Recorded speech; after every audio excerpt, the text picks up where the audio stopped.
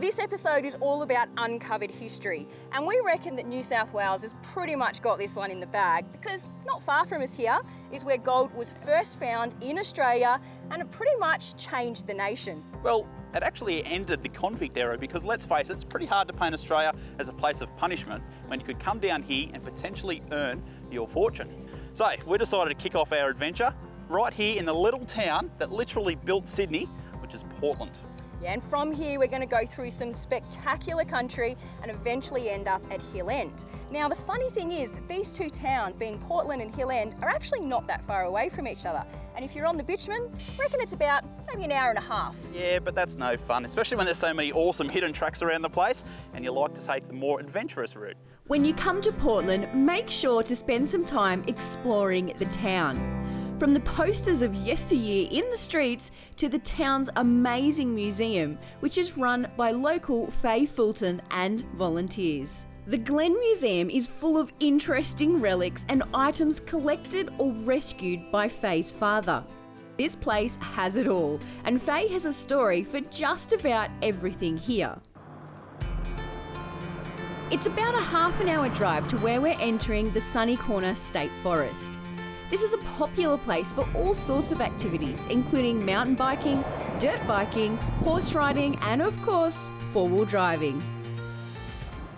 Now something I'm really excited about on this trip is we've actually got Bree along. Now she's driving in the Toyo Hilux. It is a little bit different to what she's used to. Let's see how she's going with it. How are you going in that Hilux? A little bit different to what you're used to driving? Yeah, it's definitely a little bit different. It's going to take some getting used to, considering I normally drive a solid axle on 37s. But I mean, I got a locker in this one. I'm kind of excited to see what it can do out in these tracks. You're going to show me around.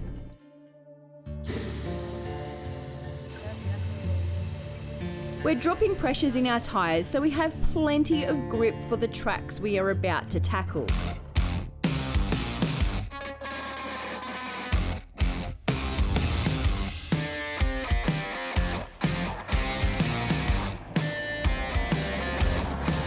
Got a little bit of a rocky section down here, guys, a little bit of a creek crossing.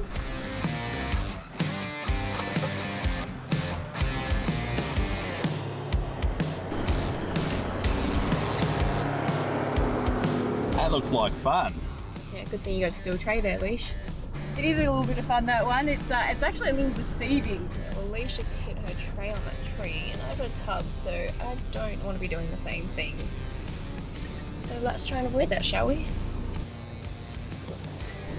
Oh, Jesus Christ. Oh. Jesus. That's where 37s are coming handy, hey? Yeah, well, like I said, got to get used to this one. It's not quite set up the same. I mean, I do run the same tyres, but just a bit bigger size. Oh, watch that camper.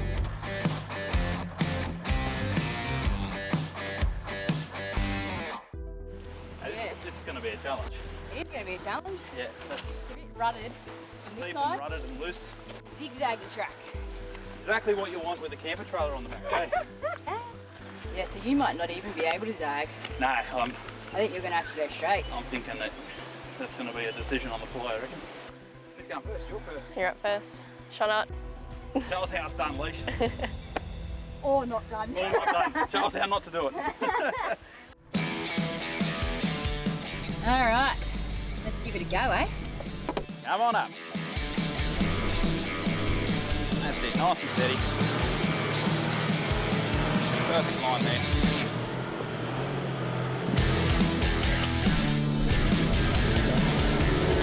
That's it, keep going. You got all that right.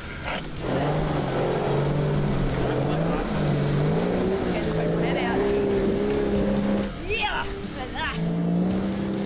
Woo! Beautiful drive, Leash. Beautiful. Alright, well, Leash just made it up with the minimum fuss. Let's see how I go.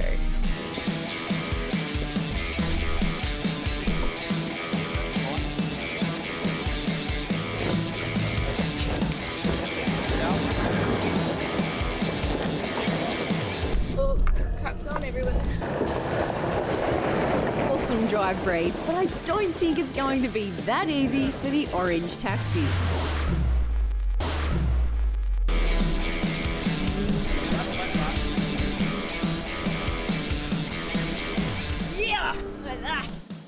With the 79 and the Hilux all through fairly easy, it's time to see what Borgie and the orange taxi can do.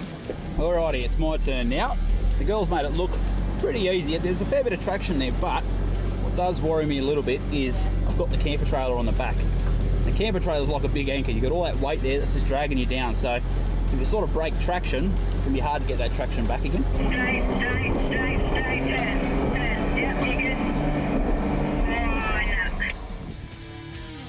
I think if you pop back a bit, let's turn your front, give it a bit, and you might make it. This was always going to be a difficult one, getting that camper trailer up this hill. We were fully expecting to winch, but we want to get the 80 as far up the hill as possible first.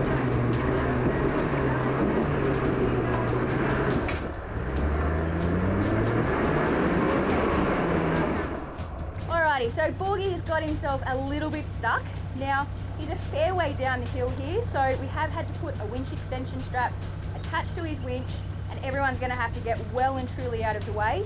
There is a lot of weight in both the 80 and the camper trailer. Safety is number one, so we'll see how he goes. Alright, Borgs, bring her Now, up. normally in this situation, we would actually double over the winch line, but because Borgie is right down the bottom of the hill, it means we don't have enough line to be able to do that. What we're doing is basically redirecting where we had everything because he ran out of the winch rope. So we're basically going to run the same setup, but just a different angle. Hopefully that'll get him through these ruts and straight up to the top. Now, we didn't get the 80 as far as we would have liked, and unfortunately, the winch just won't reach the trees we need. Now, this winch is pulling up around 5 tons, and it's a pretty big hill, so it's definitely earning its keep today. Yep, go, turn! Got it, keep going. Oh, thank God for that. That felt like an eternity on that hill.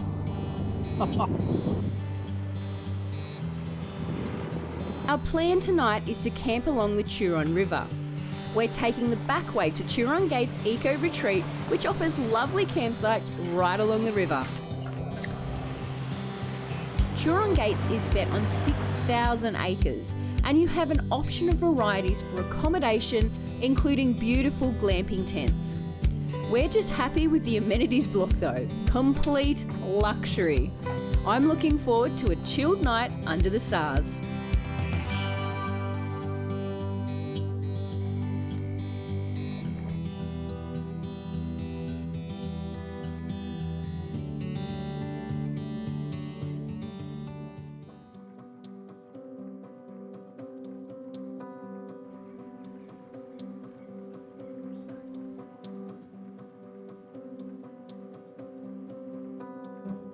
After a relaxing night, Bree and I have opted to go for a little bit of horse riding. Dom is our instructor today and runs the horse riding here. What the hell? Oh, you too. Not that Bree needs any tips here, she actually trains racehorses back home. This is such a peaceful way to see the property, but I can't help but wonder how much gold we're stepping over right now. You know, I woke up this morning and I thought to myself, how beautiful is this place? The sun was peeking out over the hills, the water was trickling along in the distance, and it really was just quiet and serene. But I can't help but wonder what this place would have been like back in the 1850s when the gold rush was in full flow and there was thousands of people lined up along this river, camped out in mud huts and trying to earn their fortune. There would have been a lot of things going on, both good and bad, but right now it is absolutely beautiful. It's one of those spots that you've got to come down and really experience for yourself.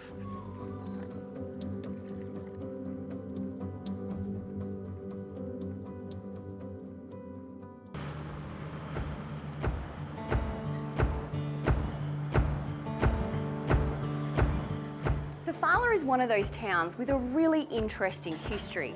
In 1951, gold was first discovered in the Turon River area, which meant that Sofala went to having 10,000 people in this particular area. It stretched for 16 kilometres, 40 pubs, and get this, over 500 sly grog shops. The Royal Hotel was built in 1862. There's been some memorable nights in this I pub. wouldn't believe it, but there's a hole in the roof there, and it was actually shot through from the publican. He had a bit of a run-in with a few of the bikies, and he shot a hole through the roof into the bedroom of all places. Luckily, his sister wasn't in the bedroom at the time.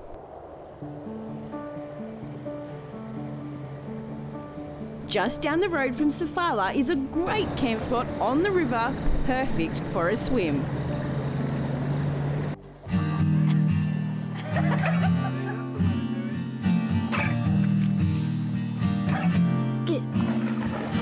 So this isn't half bad. Oh! That's disgusting! Is that what? That's exactly why I done it. Oh. What do you think? Suit me? It looks fabulous. Oh my God, what happened to you? You look like Bear Grylls gone wrong.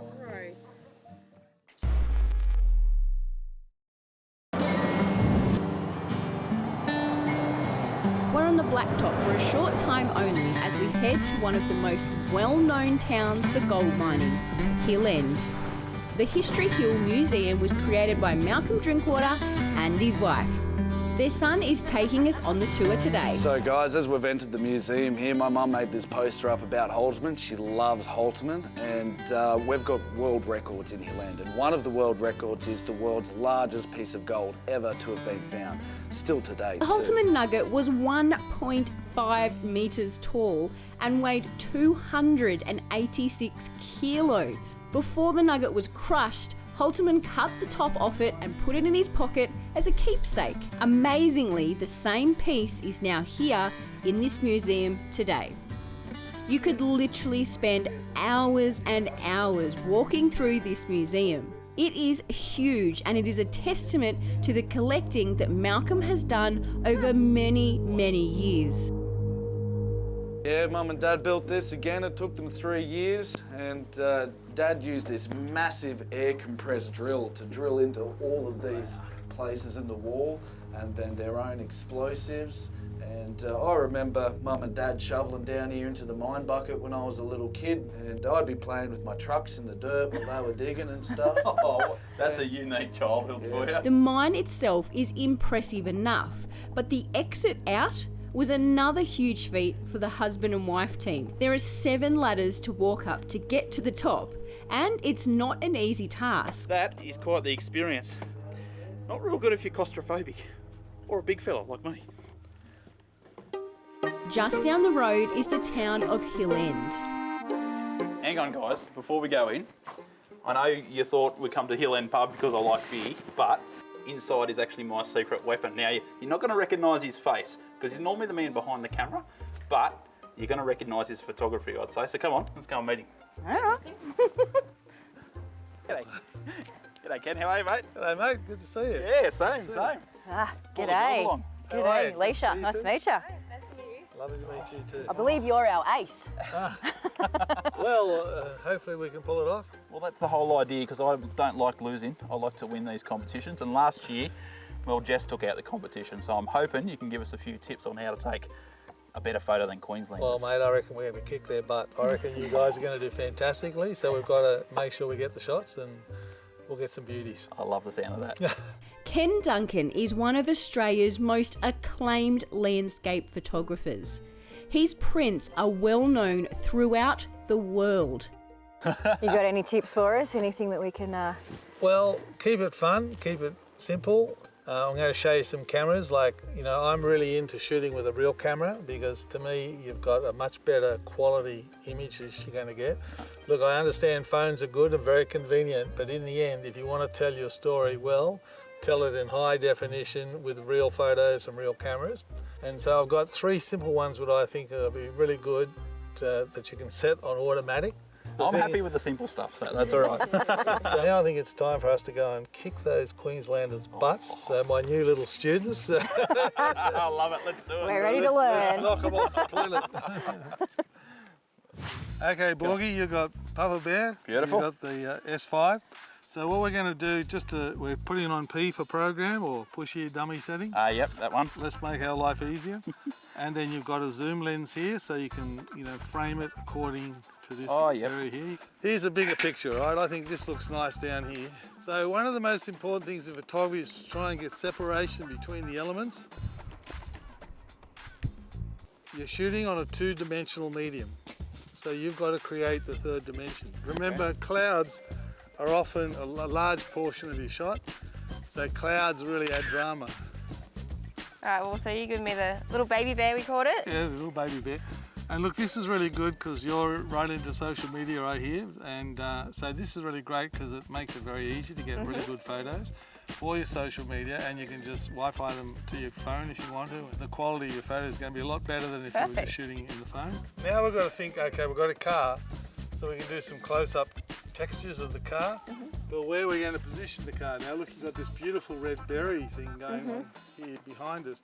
You can just do this, pull the screen out like this and go in there. Oh, you can still see the shot. Yeah. Alrighty, Ken, so what have we got here? You got Mama Bear, Yes. a G9. This is one of my favourite little cameras. It's so compact and gets amazing photos. So with a camera like this, I could shoot anything for National Geographic, anything, or prints on the wall, really high quality. You got a fence down here. Now this is a good line to bring out the corner if you can. I'll show you, I'll come back further. It's always a little bit further. We've got a little bit of cloud there. Yeah, okay. Now when you're stitching, it's best to stitch in the upward mode. So you get most of it? Get more height. So we're going to manual focus here. So we'll manual focus. Click, click, click, click. Make sure you get plenty of overlap.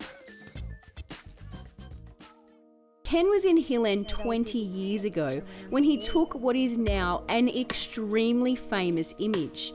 It's of this original Gold Rush cottage. Well, Borgie, you have completely outdone yourself on this challenge. You know, my expectations were pretty high, but you have just gone well and truly above and beyond. Well, we all know I don't like to lose, so I had to bring the A game along with us. But I'm actually glad you're on my team as well, because Ken was telling me you're a bit of a natural behind the camera. Yeah, maybe he was just saying that to be nice, but you know, look, he's the professional, so I'm going to take that one and run with it. Yeah, I would too. But you know what I really loved about this whole experience? Like, I've been through this area a couple of times now, but to come here and do it the way we've done it and really dig deeper, immerse yourself in it, that's when you truly uncover the history for yourself.